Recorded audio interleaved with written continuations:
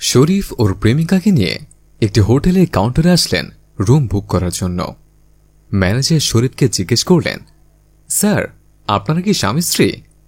জবাবে শরীফ বললেন, বউ নিয়ে ঘুরতে এসে কি সাইনবোর্ড লাগিয়ে ঘুরতে হবে যে আমরা স্বামী স্ত্রী? আপনি দেখে বলছেন না আমরা স্বামী স্ত্রী নাকি কাপল? জবাবে ম্যানেজার রফিক বললেন, স্যার আমাদের হোটেলে বেশিরভাগ প্রেমিক প্রেমিকা আসে, তো এই জন্য জিজ্ঞেস করলাম উনি কি আপনার প্রেমিকা নাকি স্ত্রী।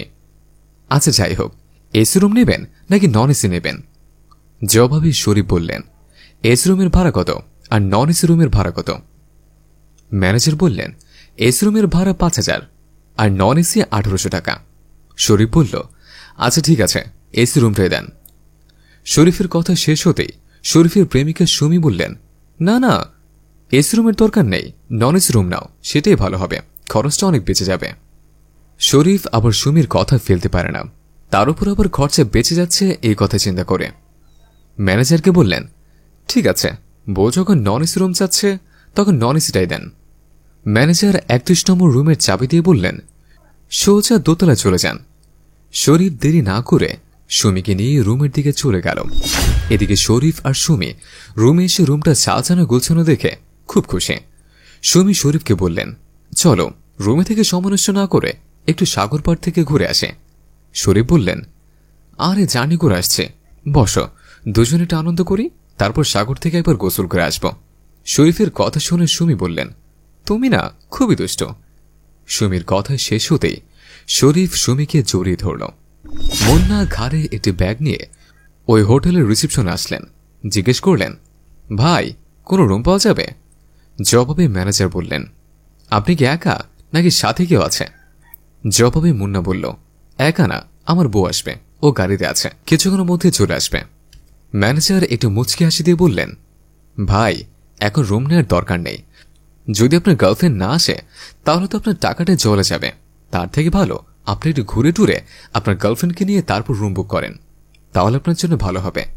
ম্যানেজারের কথা শুনে মুন্না একটু হাসি দিয়ে বললেন, ভাই আপনার কথাগুলো অনেক ভালো লেগেছে, আমি যে আমার গার্লফ্রেন্ডকে নিয়ে এখানে এসেছে আপনি কিভাবে বুঝলেন? আমাদের এখানে এইগুলো আসে, বউ নিয়ে কেউ আসে না, তাই ভাবলাম আর কি। যাই হোক, এসি রুম নাকি নন এসি? মুন্না বললেন, গার্লফ্রেন্ড নিয়ে একটু সময় কাটাতে এসেছি, ওই এসি রুমটাই দেন, গরম আর ভাল লাগে না। ম্যানেজার ৩২ নম্বর রুমের চাবিটা দিয়ে বললেন, সোজা দ্বিতীয় তলায় চলে যান। মুন্না দেরি না করে খুশিতে ওখান থেকে চলে গেল। এদিকে শরীফ রুম থেকে বের হয়ে রুমে তালা দিচ্ছে। সামনে রুম থেকে মুন্না বের হয়ে রুম লক করতে চোখ পড়ল সুমির দিকে। এদিকে সুমির চোখ মুন্নার দিকে পড়লে দুজন দুজনের দিকে হতভাগের মতো তাকিয়ে রয়েছে, কেউ কোনো কথা বলছে না। হঠাৎ মুন্না বলে উঠল, সুমি তুমি এখানে? জবাবে সুমি বললেন, তুমি এখানে কি করতে আসছ? তোমার তো অফিসের কাছে বাইরে যাওয়ার কথা, এই কক্সবাজারে তোমার কি? মুন্না থুতুমতো খেয়ে বললেন, ওই অফিসের কাজে আমি এখানে এসেছি, কিন্তু তোমার সাথে ছেলেটাকে?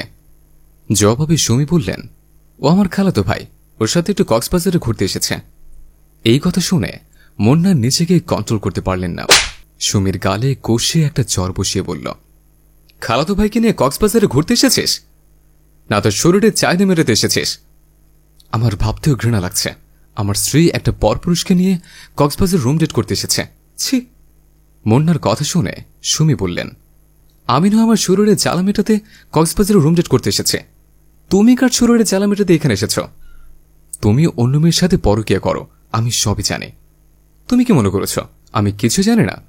তুমি যদি আমাকে রেখে অন্য মেয়ের সাথে পরকীয়া লিপ্ত হতে পারো, তাহলে আমি কেন তোমাকে রেখে অন্য পুরুষের সাথে পরকীয়া করতে পারবো না? তোমরা পরকীয়া করলে সঠিক, আর আমরা করলেই দোষ। একটা কথা মাথায় রেখো, তুমি যদি ঘরের দরজা খুলে অন্য মেয়ের কাছে যাও তাহলে তোমার ঘরে অন্য পুরুষ আসবে, এটাই বাস্তব। মুন্না মাথা নিচু করে ওখান থেকে চলে আসলেন। সুমিও বুঝতে পারলেন সত্য কখনো লুকিয়ে রাখা যায় না। কক্সবাজারের বয়ফ্রেন্ডকে নিয়ে ঘুরতে এসে সুমির সংসার ভেঙে আজ তছনছ হয়ে যায়। বন্ধুরা, আমাদের এই গল্পটি যদি ভালো লেগে থাকে তাহলে অবশ্যই লাইক, কমেন্ট এবং শেয়ার করবেন। ধন্যবাদ।